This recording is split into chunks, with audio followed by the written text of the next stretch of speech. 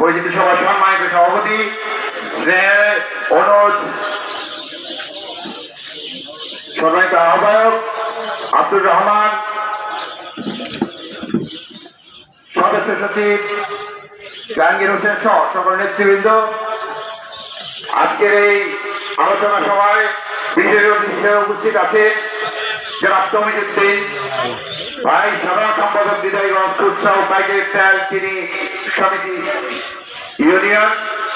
উপস্থিত আছেন আমার বন্ধু, খুবই সজ্জন ব্যক্তি জনাব বিজয় রহমান তরু, সাধারণ সম্পাদক বংশাল বিদাস রোড, আরকেবিট রোড, ব্যাঙ্গালোর, পুরান ব্যাঙ্গালোর পঞ্চায়েত পরিষদ।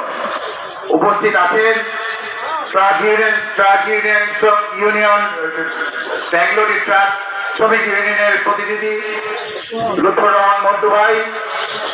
উপস্থিত আছেন বৃন্দ, উপস্থিত আছেন নারায়ণগঞ্জ জেলা মেকানিক শ্রমিক ইউনিয়নের সম্মানিত সভাপতি আলমগীর সহ নেতৃবৃন্দ। উপস্থিত আছেন নারায়ণগঞ্জ মহানগর ঘাট শ্রমিক ইউনিয়নের সম্মানিত সভাপতি এ কে আজাদ। উপস্থিত আছেন সাধারণ সম্পাদক আলমগীর সহ আমার প্রাণের শ্রমিক বৃন্দ। সকলকে জানাই সালাম ও অভিনন্দন। আপনারা জানেন প্রতি শ্রমিকের ঐক্য, প্রতি শ্রমিকের দুর্ঘটনা কবলিত সময়গুলোতে তাদের সাহায্য সহযোগিতা সবকিছুতে শ্রমিকদের মনকে আপনারা জয় করুন, শ্রমিকদের কল্যাণে নিজেদের নিয়োজিত করুন।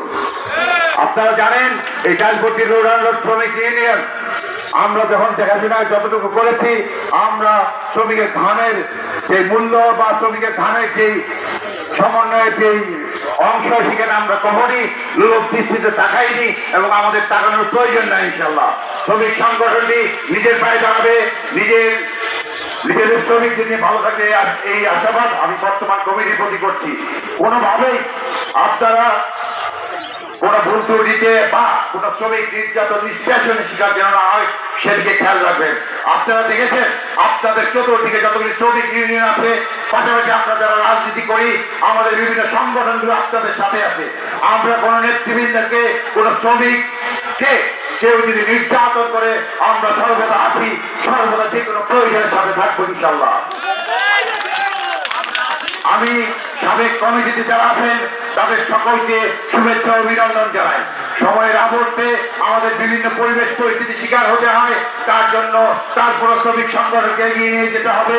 তার জন্য আমরা এই আহ্বায়ক কমিটি গঠন করে দিয়েছি। আপনারা এই কমিটিকে সাহায্য করুন, শ্রমিকের কল্যাণে কাজ করুন এবং আমাদের এই অঞ্চলে আমরা কখনই রাজনৈতিক ঘাত প্রতিঘাতে বিশ্বাসী নই। আমরা সবাই সমন্বয়ভাবে দীর্ঘ সময় ছিলাম, আছি এবং ভবিষ্যতে আমরা আমাদের অবস্থানকে সম্প্রীতিভাবে করার অঙ্গীকার ব্যক্ত করছি। জীবন ফিরিয়ে দিয়ে জীবনের মায়া ত্যাগ করে একটি স্বাধীন সার্বভৌমত্ব পাক স্বাধীনতা রাষ্ট্র চেয়েছিলেন। তার মধ্যে আমাদের এই শ্রমিক, ছাত্র, অভিভাবক, বিভিন্ন রাজনৈতিক সাংগঠনিক নেতৃবৃন্দ সহ সকল আপামর জনসাধারণের ঐক্যের প্রচেষ্টায় আমাদের এই জুলাই বিপ্লব সার্থকে সফল হয়েছিল। তাই এই জুলাই বিপ্লব যেমন 1971 সনে আমাদের পূর্বপুরুষরা, আমাদের পিতা চাচা, তাদের সময়কার যারা এই দেশকে স্বাধীন করেছিলেন, তারা যেমন একটি স্বপ্ন নিয়ে এই দেশকে স্বাধীন করেছিলেন, কিন্তু স্বাধীনতার পর তাদের স্বপ্ন ধীরে ধীরে অন্যদিকে প্রবাহিত হয়েছে এবং বাংলাদেশের স্বাধীনতা শব্দটার উপর বিভিন্ন ধরনের প্রশ্ন তৈরি হয়েছে। তার পরবর্তীতে শহীদ রাষ্ট্রপতি জিয়াউর রহমান 7ই নভেম্বরের মাধ্যমে সিপাহী জনতা বিপ্লবের মাধ্যমে বহুদলীয় গণতন্ত্র, বহুবাক স্বাধীনতার যেই রাজনীতি শুরু করেছিলেন, তাও সেই আবার এক জাতীয় কুচক্রির মাধ্যমে 1981 সাল থেকে আবার ছিনতাই হয়েছিল। আবার দেখা গেছে 90-এর গণ আন্দোলনের পরে 91-তে বাংলাদেশে শিশু গণতন্ত্র চালু হয়েছিল। সেই গণতন্ত্রকেও ষড়যন্ত্ররা সকলীরা আবার সেটাকে খামছে ধরে তত্ত্বাবধায়ক সরকার ব্যবস্থা বাতিল করে এই দেশে আবার একদলীয় শাসনের বিভিন্ন পন্থা অবলম্বন করেছিল।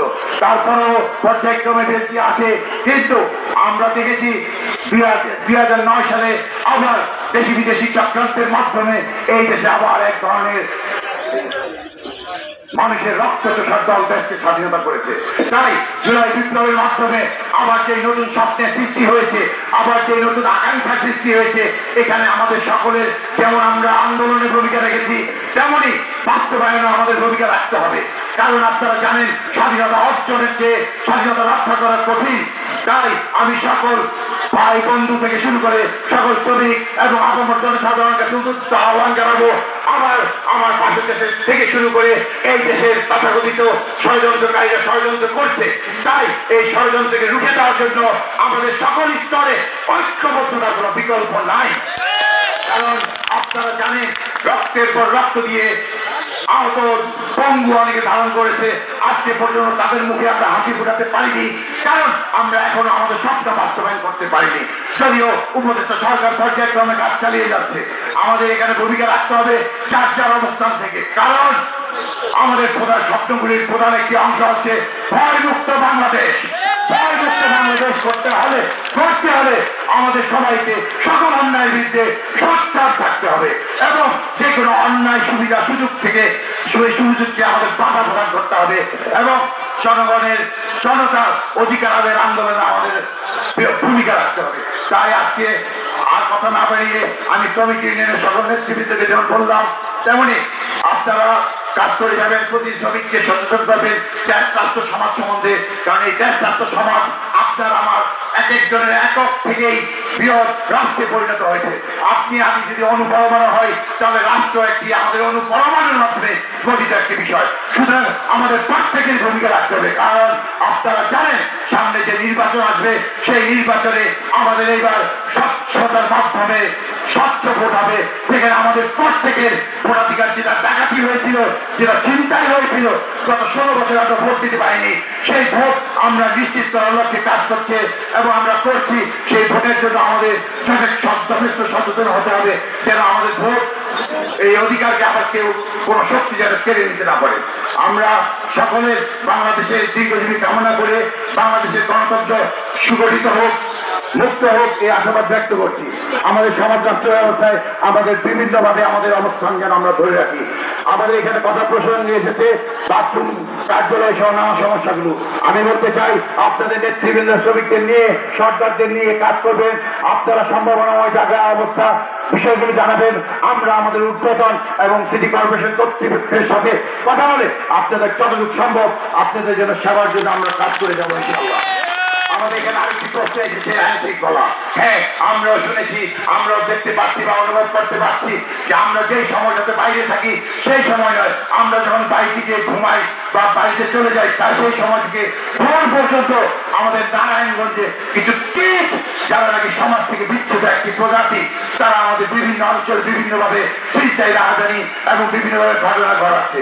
আমি এই অঞ্চলকে সবাইকে বলতে চাই আমরা খুব দ্রুতই আইন শৃঙ্খলা বাহিনীর সাথে কথা বলে আমাদের আঞ্চলিক ভাবে আমরা কিন্তু স্বেচ্ছাসেবক ভলেন্টিয়ার তৈরি করব, যাতে ওই তথাকথিত ওই ছেলেদের ওই ছিনতাইকারীদের রাজধানীদের আমরা যেন ব্যবস্থা নিতে পারি। এই জন্য আপনারা সবাই তাদের অবস্থান থেকে সহযোগিতা করবেন আশাবাদ ব্যক্ত করছি।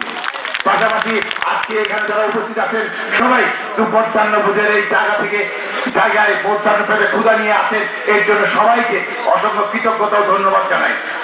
আজকের এই কমিটি করার পিছনে যাদের বিভিন্ন পর্যায়ে বিভিন্ন ভূমিকা রয়েছে তাদের সকলকে আন্তরিক ধন্যবাদ ও কৃতজ্ঞতা জানাই। আমি ধন্যবাদ জানাই আমাদের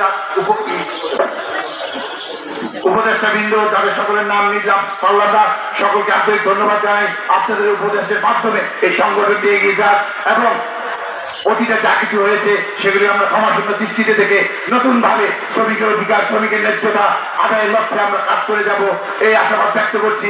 এবং এই অঞ্চল এবং বাংলাদেশ সকল ক্ষেত্রে স্বচ্ছতা তৈরি হোক, সকল ক্ষেত্রে জবাবদিহিতা তৈরি হোক, বাংলাদেশ তার গণতন্ত্রকে ফিরে পাক, এই আশাবাদ ব্যক্ত করে আমি আমার বক্তব্য শেষ করছি। ধন্যবাদ সবাইকে।